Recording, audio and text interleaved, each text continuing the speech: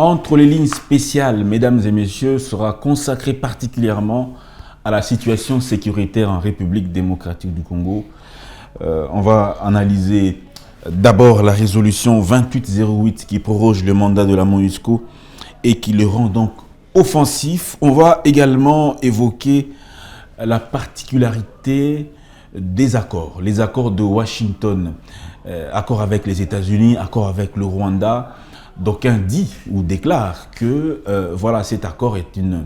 Les minerais congolais sont bradés à vil prix. Cet accord est totalement déséquilibré. On va discuter de tout cela. Maître Richard Mpinda est-il désormais membre de l'Alliance Fleuve Congo M23 comme certaines informations ont circulé la semaine dernière. A-t-il réellement rejoint ce mouvement-là comme Daniel Safou? Merci, mesdames et messieurs, d'être avec nous. Vous l'avez compris, notre invité est Maître Richard Mpinda, cadre de l'UDPS Tshisekedi. Merci beaucoup, et de le dire tel que vous faites là, vous dites cadre de l'UDPS, ça dit que vous avez répondu à la question. Mais nous irons en détail, plus en détail, pour démontrer à suffisance que nous pouvons appartenir à un mouvement terroriste. Et donc, je me réjouis de la thématique que vous avez choisie. Et je salue ceux qui nous suivent. Je présente mes voeux de Nouvel An à tous ceux qui nous suivent, à vous-même, à votre famille. Et je me réjouis, je vous félicite pour ce que vous savez. Merci. Je ne voudrais pas mettre sur la place publique. Je n'en ai pas la primaire. Merci. Donc, je suis là. Et gardant la même posture et faisant le même travail. Voilà. Le même travail. Mais donc, on se pose la question. Maître Mpinda, cadre de l'UDPS Tshisekedi, un universitaire, un avocat renommé, qui gère aussi les grands dossiers. On vous a suivi derrière les grands dossiers, on ne va pas les citer sur ce plateau. Mais pourquoi des gens comme vous, on ne les nomme pas à des postes de responsabilité? Parce que, selon certaines informations, à l'UDPS, on n'aime pas l'intelligence. Est-ce que cela est vrai? Non, vous savez, je vais répondre doublement à cette question-là. Je vais répondre aussi à la question de... je crois bien que nombreux sont ceux qui... Ce n'est pas la première fois que vous posez cette question-là. J'ai toujours dit que, comme on dit en lingala, les paniers sur qui encore, comme on dit, chacun à son tour chez le coiffeur. Donc je pense que chaque chose arrive à son temps. Parce que... Est-ce que vous méritez un poste de responsabilité? Non, mais c'est à ceux qui apprécient de dire, ceux qui nomment, de dire si je mérite un poste ou pas du tout. Vous voyez ça? Je souhaiterais, ou que je souhaite, qu'on apprécie ce que je suis par les autres et non pas moi-même en m'en vanter. Parce que ce qui fait aussi ma particularité, c'est que je ne convoite pas les choses. Je l'ai dit quelque part, je le redis encore ici, je suis de ceux qui pensent que Dieu seul juge le temps qu'il faut pour que les gens accèdent à ce qu'ils doivent. Si c'est cela ma destinée, c'est-à-dire accéder à un poste de responsabilité, ça arrivera. Parce que les compétences, nous les avons. Vous les avez, oui. Et aussi, au-delà d'avoir les compétences, nous avons aussi des ambitions. Et donc, c'est là où j'en rigolais pour dire, si j'avais le temps, je vous aurais montré. Si j'avais prévu, je vous aurais montré. Du jour au lendemain, je me retrouve dans un groupe intitulé « Groupe des communicateurs frustrés ». Groupe WhatsApp. Qui vous a intégré dans ce groupe-là? Je ne sais pas, et tout ça. J'ai réagi pour dire... Suis-je, moi, un communicateur frustré? Je suppose que pour être frustré, il faut avoir un deal, un contrat, un accord avec le président Tshisekedi et que le président Tshisekedi n'aurait pas répondu à ses obligations dans le contrat ou dans l'accord et par de suite vous vous dites, écoutez, je suis frustré parce que Tshisekedi a manqué à ses obligations. Je ne suis pas ce communicateur qui a consulté le président Tshisekedi pour avoir son accord et éventuellement éventuellement commencer à communiquer, pas du tout. Pour tous ceux qui ont été à l'UDPS, pendant l'opposition, comme moi ici, nous savons qu'à l'UDPS, dans l'opposition, c'était les sacrifices. On a compris la maîtrise du combat, ok? Et par de suite, on a contribué, on a donné les meilleurs de nous-mêmes parce que nous savons que ce qui s'est fait ou ce qui doit être fait, c'est pour l'intérêt général. Vous voyez ça?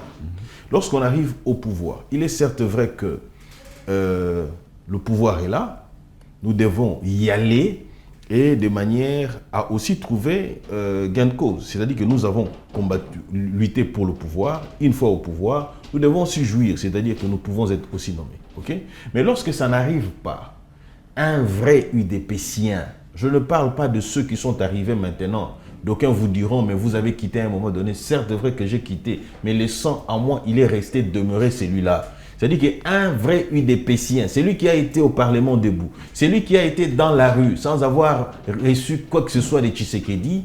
Lorsque nous avons été dans la rue, par exemple, pour la manifestation de Tout s'arrête, vous voyez ça?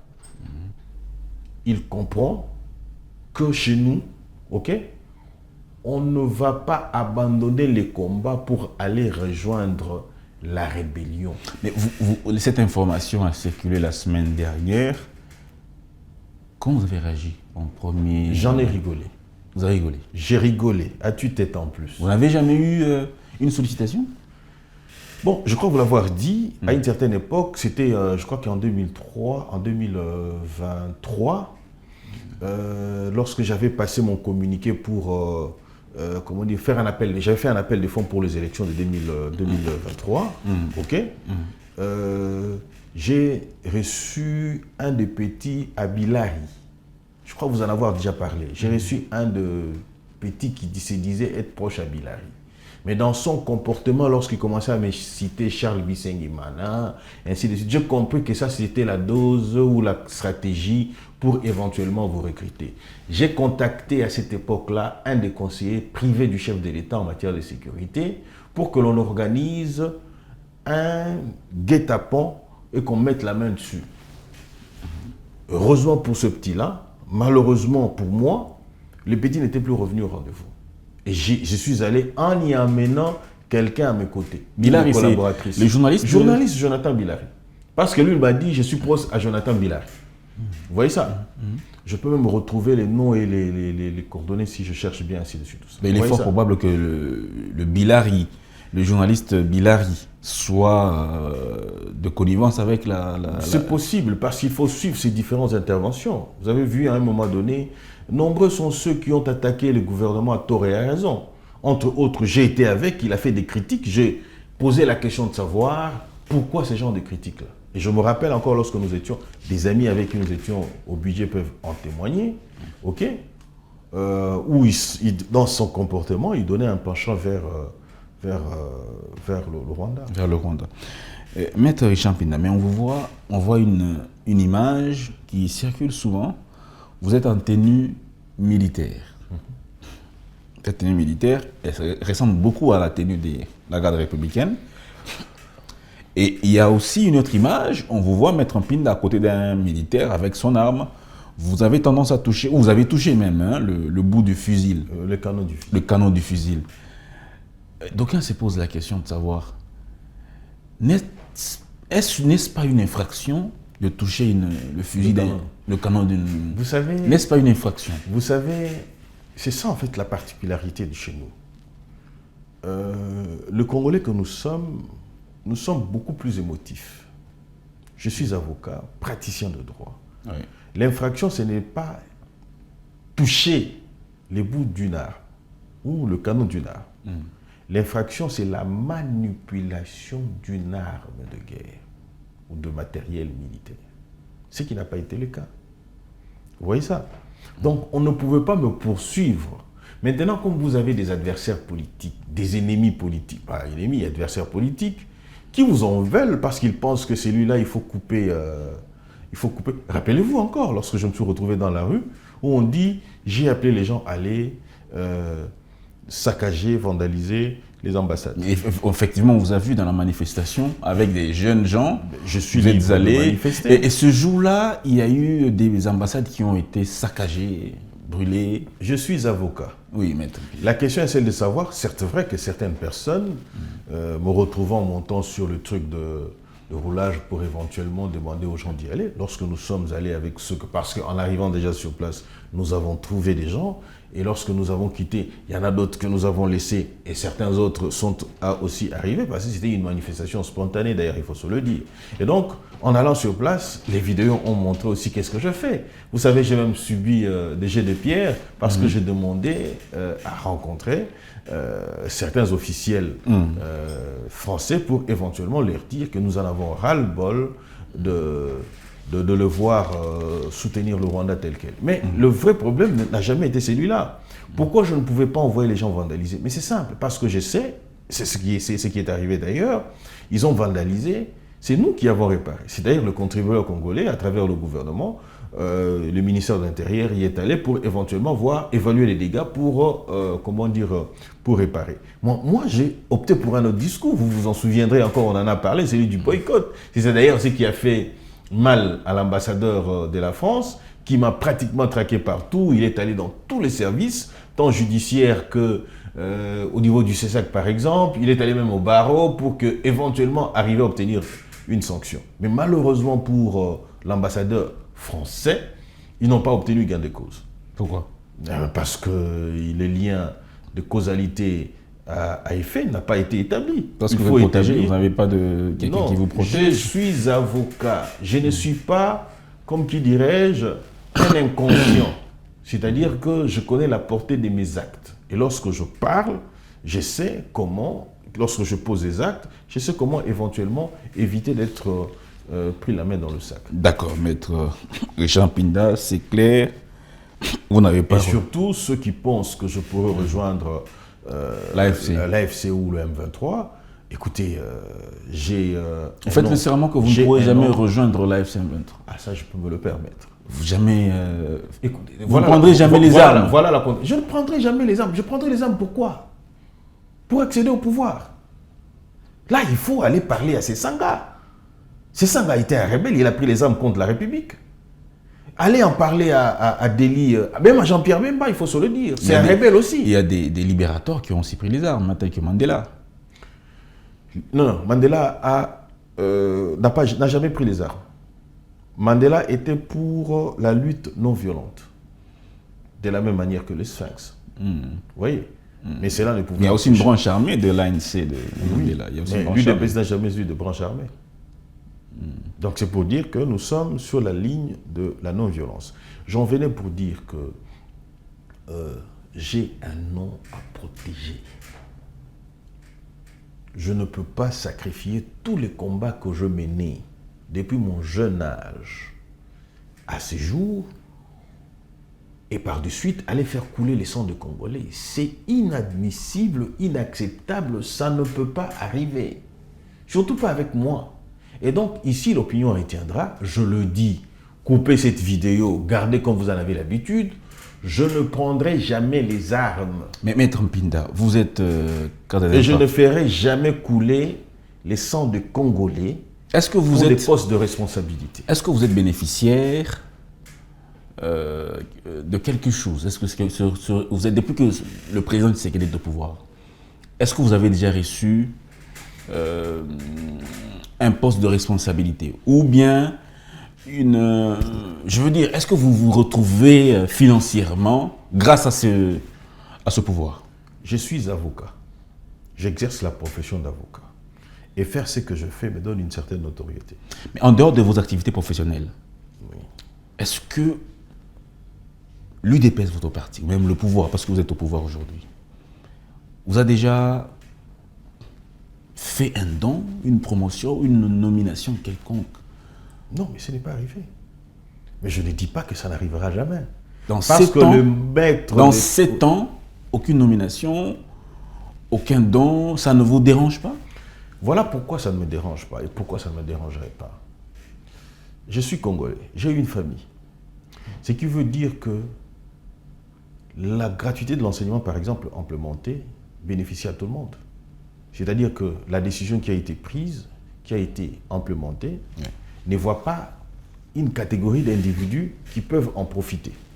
Lorsque vous faites une lutte pour l'intérêt général, les actions qui sont aux portées, ça nous bénéficie aussi. Le mal congolais, c'est de croire qu'il faut obligatoirement Ezalangaï pour que les choses avancent. Aussi longtemps que la gratuité de l'enseignement est possible, la couverture santé universelle qu'il faut encore améliorer, aussi longtemps que les routes sont construites pour permettre à la libre circulation, aussi longtemps que le président Tshisekedi conclut des accords économiques avec les États-Unis et que les investisseurs arrivent, ok?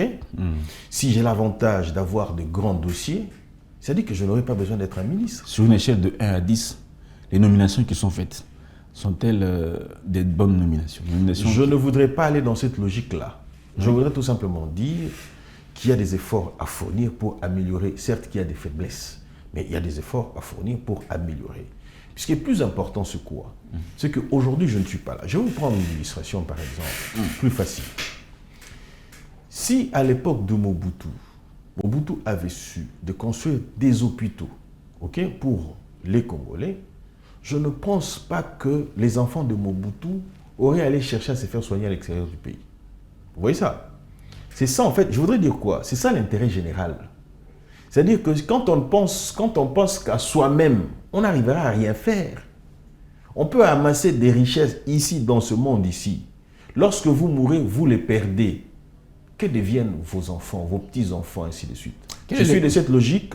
Je suis de ceux qui pensent que agir pour le bien-être général, agir pour l'intérêt général, ok, constitue une garantie pour moi présentement, si pas pour moi présentement, mais je pense que j'ai des enfants, j'aurai des petits-enfants, et donc l'intérêt général constitue une sécurité pour tout ce monde-là. Quelle est la responsabilité qui vous conviendra le mieux si on devrait vous donner une responsabilité, par exemple? Je suis avocat, ce qui voudrait dire que l'avocat s'adapte à toute responsabilité qu'on met à sa disposition, ok?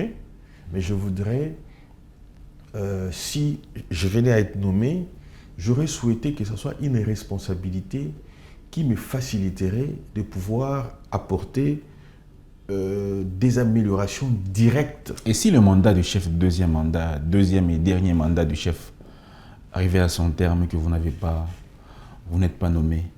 Alors, l'objectif d'un parti politique, c'est la conquête du pouvoir. Oui. Et le maintien. Nous parlons de vous particulièrement. Attendez, je réponds. Je suis en train de répondre. L'objectif d'un parti politique, c'est la conquête du pouvoir et le maintien au pouvoir le plus longtemps possible. Ok? L'UDPS, c'est aujourd'hui le président Tshisekedi. C'est lui qui viendra après, au nom de l'UDPS, qui, je dis bien, qui va garder cap vers dans la logique idéologique de l'UDPS, ok, sans pouvoir s'en écarter, nous allons l'accompagner. C'est-à-dire que l'UDPS sera au pouvoir et nous allons apporter notre soutien. Après ou avant 2028 Après, avant 2028. Mais je voudrais tout simplement... Voilà pourquoi, à un moment donné, j'ai arrêté même de passer dans le média pour parler guerre à l'Est. Parce que les gens confondent la fin de la guerre que nous avons annoncée, que j'ai, moi, annoncée, et la fin des crépitements des armes. Je suis dans la logique de ceux qui disent que la guerre est déjà finie. Maintenant, je suis dans l'option du changement de la Constitution. Pourquoi j'ai dit changement de la Constitution? Parce que je voudrais que les Congolais prennent conscience que Tshisekedi est porteur d'une mission. La mission, c'est de relever le pays. Donc, il faut changer la Constitution pour que Tshisekedi postule à nouveau. Pour que Tshisekedi achève sa mission. C'est-à-dire? C'est-à-dire qu'il puisse implémenter... D'ailleurs, il faut que nous puissions arriver à recouvrer l'intégrité territoriale de notre pays, ce qui implique la traque de Rwandais, parce que nous sommes sur cette option-là, et au-delà de ça, libérer tous les territoires de la République qui sont occupés, recouvrer l'autorité de l'État, assurer l'avènement des investissements américains, comme il l'a dit, et éventuellement, comme il a été conclu d'ailleurs à l'AGDIR, et éventuellement faire en sorte que tout Congolais puisse bénéficier du bien-être de... Donc, si on change la Constitution, Tshisekedi sera un nouveau candidat? Mais bien sûr, si on change la Constitution, mais il sera nouveau candidat. Pourquoi il ne devrait pas l'être? Pour un troisième mandat? Non, pour un nouveau mandat, un premier nouveau mandat avec la nouvelle Constitution. Avec la nouvelle Constitution. Maître Richard Pinda, sur 100 millions de Congolais, il n'y a pas d'autres Congolais qui peuvent remplir cette mission convenablement en dehors du président Tshisekedi. En dehors de... Je peux remplir cette mission aussi valablement. Alors pourquoi lui, pourquoi il faut changer cette constitution alors pour lui permettre de... Attention, nous n'allons pas faire les discours du PPRD. Kabila ou rien, non, pas du tout. Ok? Mais c'est ce que vous dites ici. Non. Vous dites qu'il a une mission. Ne m'imputez pas ce que je ne dis pas. C'est presque la même chose. Je suis suffisamment... Non, ce n'est pas la même chose. Je ne vous dirai pas non plus Kabila Totondiote. Non, pas du tout. Mais j'estime que Tshisekedi est à mi-mandat, à mi-exécution de son mandat. Et au-delà de ça, de sa vision plutôt, allais-je dire, au-delà de ça, Tshisekedi a connu beaucoup d'obstacles. Donc c'est pour ça qu'on doit... pas... Laissez-moi vous répondre. Allez-y. Partant de cette réalité-là, il faut qu'il ait pleinement le temps de pouvoir accomplir ce qu'il doit accomplir. Ok? C'est mon point de vue. Pleinement le temps. Pardon? Il doit avoir pleinement le temps d'accomplir ce qu'il doit. Je ne donne pas ou je ne pense pas que Tshisekedi doit avoir, il doit rester à la tête du pays de manière indéfinie. Non, pas du tout. Je souhaiterais qu'on lui... Il doit achever sa mission. Je souhaiterais qu'on lui ajoute encore quelques mandats. Quelques mandats. Un mandat, c'est 5 ans. On dit qu'on dit quelques mandats. Je suis de ceux qui pensent qu'il faudrait modifier la Constitution pour 7 ans. Un mandat de 7 ans. Comme au Cameroun. Vous risquerez de ne pas suivre l'essentiel. Je voudrais dire ceci. S'il restait le plus longtemps possible au pouvoir, il risquerait de s'user. Ok?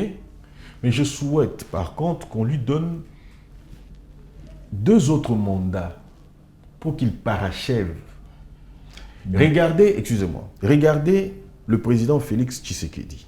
Aujourd'hui, comment il gère? La plupart des gens qui sont autour de lui ne le suivent pas. C'est-à-dire qu'ils ne partagent pas sa philosophie. La philosophie tshisekédiste. La plupart. La plupart, oui, je dis bien. Regardez par exemple, est-ce que vous pouvez estimer quelqu'un qui a reçu la confiance du chef comme le général Biamunda puisse trahir? Imaginez une personne telle que l'autre ici, beaucoup, ils sont nombreux au gouvernement, champions en détournement. Je vous prends un cas pratique par exemple. Est-ce que vous pouvez imaginer une personne comme Nicolas Kazadi puisse être impliqué dans des dossiers tels qu'il aurait détourné, il aurait ceci, ainsi de suite, tout cela? Vous voyez ça? Mais le chef a dit qu'on ne peut pas porter en pâture la réputation d'une personnalité. Vous m'amenez sur un autre dossier. Vous m'amenez sur un autre dossier, pourtant j'ai pris à titre illustratif. D'accord, pas de souci. Est-ce qu'il pourrait être mêlé dans un dossier où il aurait, conditionnel, parce qu'il n'y a pas un jugement qui a été dans ce sens-là, qui aurait détourné? Ce qui voudrait dire que nous avons un problème. Tous ceux qui se disent définir ou être porteurs de la vision tshisekédiste ne le font pas de la même manière que le fait Tshisekedi aujourd'hui. Alors, en ce qui me concerne pour mon compte, je ne voudrais pas que l'on prenne les risques de prendre quelqu'un d'autre qui nous aurait ramené à de beaux veaux. C'est-à-dire que nous reprenons à zéro au lieu de continuer avec celui qui va solidifier les acquis que nous avons aujourd'hui. C'est ça mon plus grand souci. C'est-à-dire qu'il reste encore là. Ça pourrait plaire à Mbongo ou pas du tout, à Moukeba, Mouteba ou pas du tout, à Cholet ou pas du tout. C'est leur affaire. Ils sont citoyens congolais. Ils sont libres d'avoir aussi des opinions. Ok? C'est mon point de vue. Ça n'engage que ma responsabilité. Et donc, je pense que Tshisekedi doit rester encore au pouvoir. Je ne voudrais pas non plus faire de la flatterie comme le fait Panda. Parce qu'il a appris que Maïs Chibangu l'a acculé un tout petit peu. Maintenant, il sort pour vous dire que notre Tshisekedi n'a pas un mandat, mais il a une mission. Non. Je voudrais que nous fassions la part des choses. C'est-à-dire que Tshisekedi est en train de faire ce qu'aucun autre n'a fait en tant que président de la République et en tant que citoyen congolais. Et donc, je souhaiterais qu'on lui accorde encore un peu plus de temps, qu'il rattrape le temps qu'il a perdu à faire la guerre avec Kagame, le temps qu'il a perdu à faire la guerre aussi d'une autre part avec le FCC Cash. Maître Pinda, vous avez demandé qu'on ajoute encore 2 mandats Oui, au chef de l'État. 2 mandats de 7 ans, c'est-à-dire 14 ans. Donc, si ce mandat s'arrête en 2028, on devra lui ajouter 14 ans. Donc, en principe, en 2042. Pourquoi pas? En 2042. Attendez un peu. Attendez. J'ai pas posé la question. Allez-y. Non, je voudrais faire une observation par rapport à la question que vous avez posée. Le plus important, c'est les mandats ou le bien-être des Congolais. Parce que nous devons, à un moment donné, arriver à faire la part des choses. OK? La Queen, le roi Charles, il est au pouvoir, ça fait combien de temps? On n'est pas dans le même régime. Il est au pouvoir. C'est différent, on n'est pas... Non, mais il est au pouvoir. Oui, mais... Il est au pouvoir. On n'a pas la même constitution. Sassou Nguesso, ici, a fait combien de temps au pouvoir? On n'a pas la même Kagame, qui va mourir bientôt, là, il a fait combien de temps au pouvoir? OK? Le plus important, ce n'est pas le temps qu'on met au pouvoir. Le plus important, c'est la capacité à améliorer les choses pour son peuple. La question que vous devriez me poser, c'est de savoir, qu'est-ce que Tshisekedi fait qui vous pousse à agir de la sorte? Je vais anticiper la question que vous allez me poser par rapport à ce que dit Mouteba. Il dit, alors, je prends juste une phrase parce que j'ai suivi son intervention, il dit « Un couloir est tracé pour faire passer les minéraux vers l'extérieur. » Il a exposé son ignorance. En quoi faisant? Non, là on n'en est pas encore là. On va y arriver, Maître Mpina. On va avoir un peu le temps. Ouf, le temps file aussi très vite. Parlons justement des accords. Accord de Washington, accord de déclaration des principes de Doha.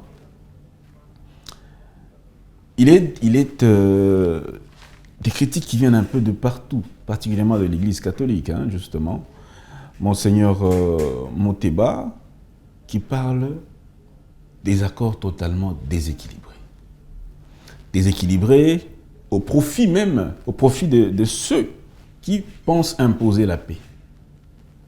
Ils prennent des décisions sur une population qu'ils ne connaissent pas, qu'ils ne maîtrisent pas. Et donc la RDC a vendu ses minerais pour sauver un régime et non sauver les populations. Alors, c'est de l'ignorance pure et simple, comme je l'ai dit tout à l'heure, parce que la question est celle de savoir, celui qui prend le minerai pour sauver une vie, parce que lorsque les armes auraient cessé à l'est de la République... Sauver une vie ou sauver un régime? C'est que Mouteba... Je suis en train de répondre. En fait, il y a deux choses. Soit Mouteba est de mauvaise foi, soit Mouteba est ignorant, soit Mouteba est complice de Kagame. Ce que vous dites est complet. Un langage totalement que vous dites. Ça n'engage que moi. Ouais. J'ai dit, je reprends, j'ai dit soit Mouteba est ignorant, soit Mouteba est inconscient, soit Mouteba est complice de Kagame. Pourquoi vous dites ça? Parce que je vais l'expliquer. Je vous prends à titre illustratif, de manière la plus banale possible. Nous avons des minéraux, ok? Je ne dis pas que c'est ce que dit l'accord.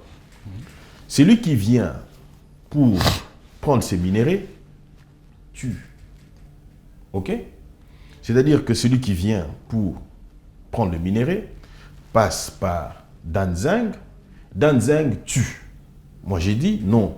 Au lieu que vous passiez par Danzang, oui.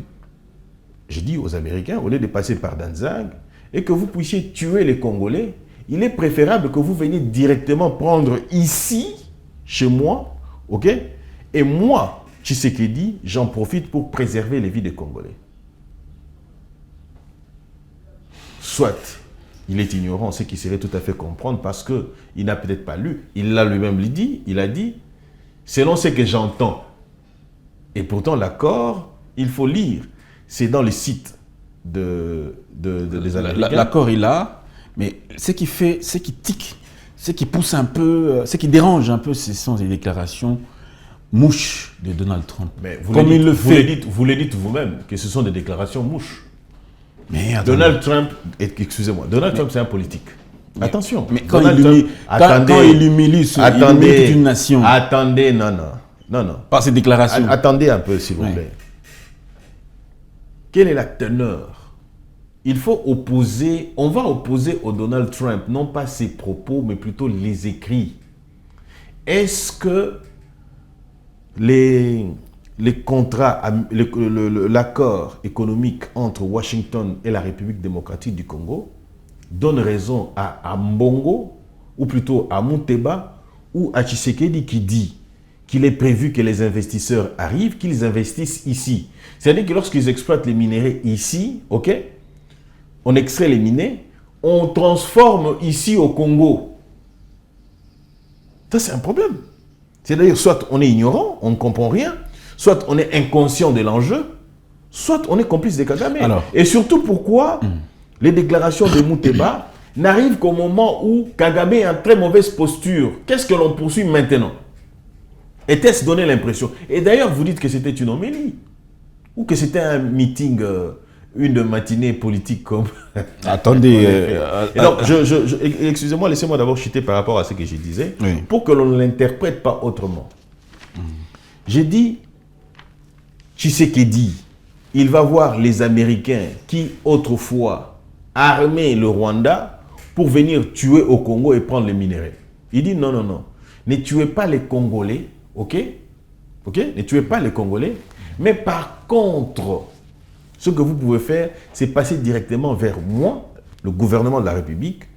Nous pourrions exploiter les minéraux de la République démocratique du Congo. Parce qu'entre nous soit dit, lorsque Kagame vient tuer au Congo, il fait quoi? Il vend ses minéraux. Il gagne de l'argent. C'est-à-dire que lorsque nous allons... Quelle est la garantie? La garantie que les engagements pris par les Américains, notamment en matière de sécurité, sont respectés. Quelles sont les garanties pour qu'en matière de sécurité soit respectée?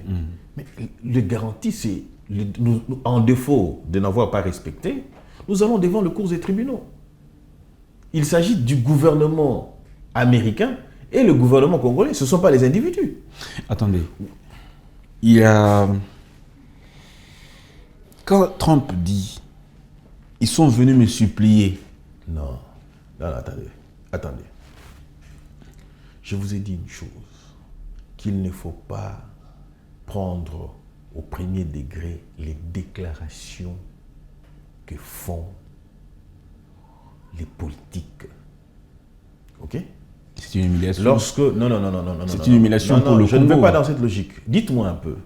Lorsque le président Trump, Tshisekedi, finit son discours, il va vers sa place, Donald Trump s'élève. Vous pensez que celui qui s'élève tel quel pour lui serrer la main et le féliciter, a de l'estime, a de la considération pour lui, ou que cela soit contradictoire parce que vous pensez qu'on nous aurait humiliés? C'est un faux débat. Allons à l'essentiel. L'essentiel, c'est que, qu'est-ce qu'on reproche concrètement à cet accord? On ne reproche rien de tel à cet accord parce que l'accord est rendu public et que l'accord fait mal parce que l'accord 1... Vous savez, à un moment donné, lorsque la même proposition que nous avons faite aux Américains aujourd'hui, lorsque nous la faisions aux Français à l'Union européenne, ok, à Mbongo ne réagissait pas. Mouteba non plus. Que gagnent concrètement les Congolais de cet accord avec les Américains? Que gagnent concrètement l'accord avec les Américains? La RDC gagne quoi? J'étais en train de vous donner une illustration. Allez-y. Je vous disais, Mouteba, dans sa matinée politique, il a évoqué le couloir. Il a dit un couloir pour acheminer les minéraux vers l'extérieur. Ok? Mais il ne vous a pas dit quel est l'intérêt économique de ce couloir. Ça, il ne le dit pas. Et pourtant, lorsque le corridor est construit, ça crée des activités commerciales tout aux alentours.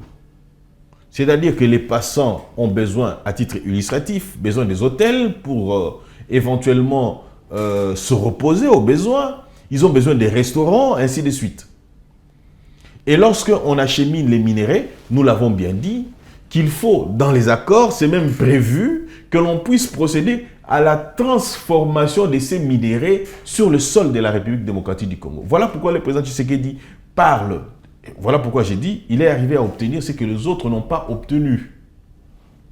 Quel est l'intérêt des Congolais dans cette affaire? Oui. Premièrement, il faut retenir une chose. qu'aujourd'hui, nous sommes en difficulté de pouvoir implémenter la couverture santé universelle. Pourquoi? Parce que vous avez 6 milliards de dollars américains qui doivent être affectés à la guerre. OK? Mais si on prenait cet argent-là, qu'on envoie de l'autre côté là-bas, pour construire les routes, est-ce que les Congolais ne vont pas se retrouver?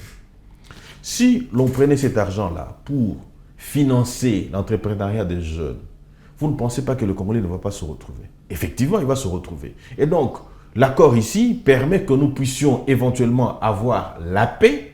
Et lorsque vous êtes en paix, vous ne dépensez pas pour ce qui est des militaires de la même manière que vous le faites lorsque vous êtes en moment de guerre, au moment des guerres. Merci beaucoup, Maître Richard Mpinda. Je crois qu'on va terminer. Peut-être pas une toute dernière question. Je prends cette... Et je voudrais dire une chose, que l'opinion doit retenir une chose. Écoutez un peu, nous sommes en train de finir. Ça, c'est M. Martin Fayulu. L'accord de Washington est un piège tendu par Kagame à Tshisekedi. Kagame a voulu essayer de se sortir des sanctions européennes et de la résolution de l'ONU. Aujourd'hui, on voit qu'il préparait la guerre.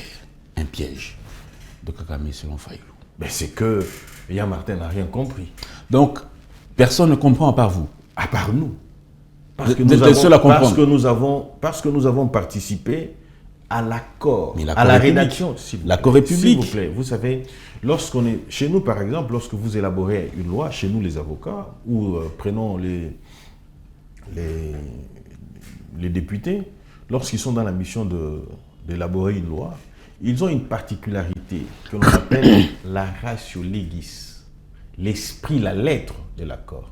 Martin Fayulu ne l'a pas. Il n'a pas participé dans l'élaboration ou dans la rédaction de cet accord. Donc, il ne peut pas avoir l'esprit et la lettre de cet accord. Ne peuvent comprendre que ceux qui ont participé à l'élaboration du texte.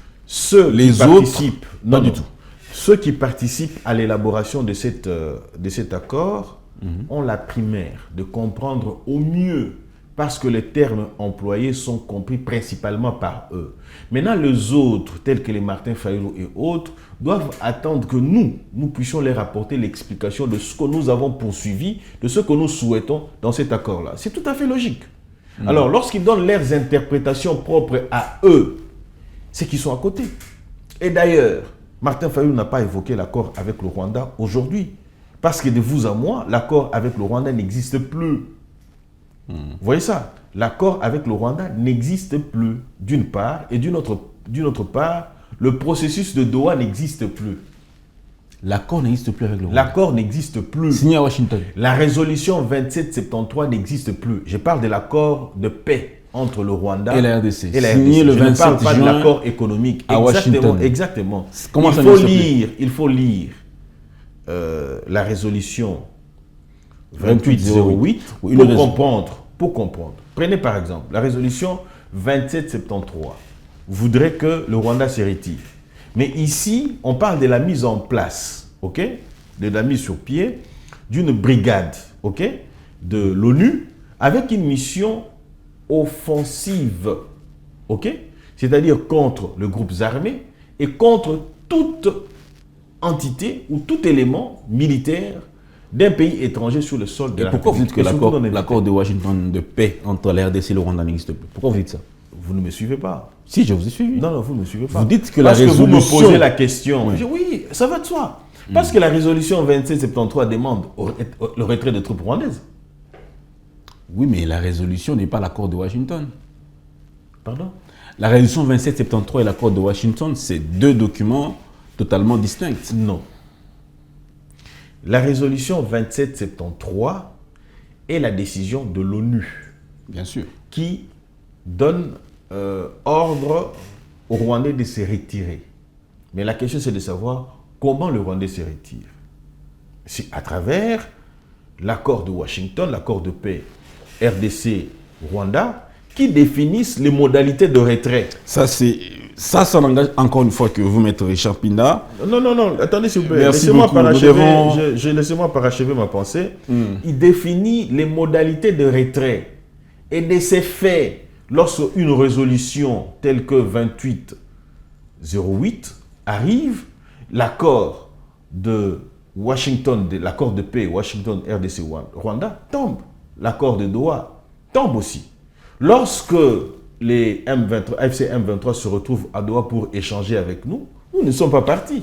Pourquoi? Parce que la résolution 2808 a posé d'autres principes, c'est-à-dire la traque de groupes hostiles qui menacent, moi je dirais même mieux, de groupes terroristes tels que la AFC M23 pour éventuellement le mettre fin à la déstabilisation de la partie. C'était un plaisir d'être avec vous, Maître Richard Pinda. Le plaisir a été partagé malgré que le temps a fait défaut.